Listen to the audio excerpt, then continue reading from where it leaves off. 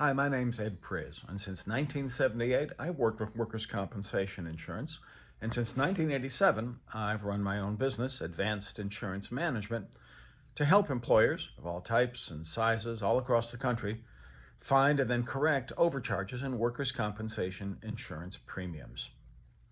And today I want to talk a little bit about a prospective case I just got in from California. It's a small business, a small construction business out in California, but it illustrates a common cause out in California of audit bills that are much higher than the policyholder ever anticipated. We call them shock audits.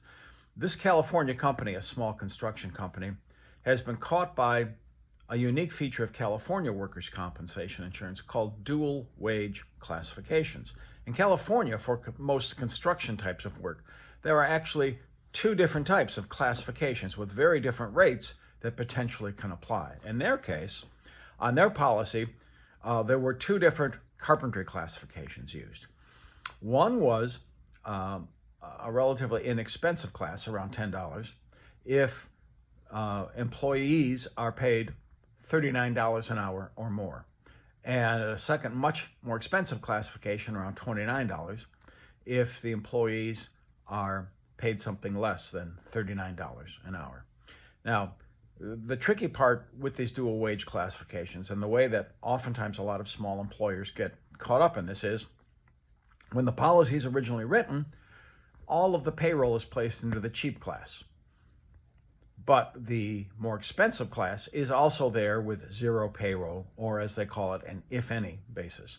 So there's no initial premium charge to that expensive classification. All the premium is being computed initially at the cheap classification. But when the audit is done, what oftentimes happens, and which has happened here in this case, all the payroll is placed into the much more expensive classification. And the typical reason for that is, what they don't do a great job of explaining often is that there are rather onerous timekeeping requirements. So when the audit is done, if the small policyholder, the small business, has not kept these very detailed timekeeping records that show exactly the nature of the work being done and what they were being paid, then the rules say all the payroll must be placed into the expensive classification. So the audit turns out to be much, much higher than what the policyholder would have estimated based on the initial policy. It's a real problem out in California. It's a real landmine for small businesses who simply don't understand and aren't told up front the detailed record-keeping requirements in order for them to keep that inexpensive classification. Now, we're going to dig into this audit and see what can be done to help these folks. But I just wanted to mention that if you're out in California and you're doing construction work, this is something you need to be keenly aware of. We have a lot of detailed information on our website about this issue that you can find. Our website is cutcomp.com.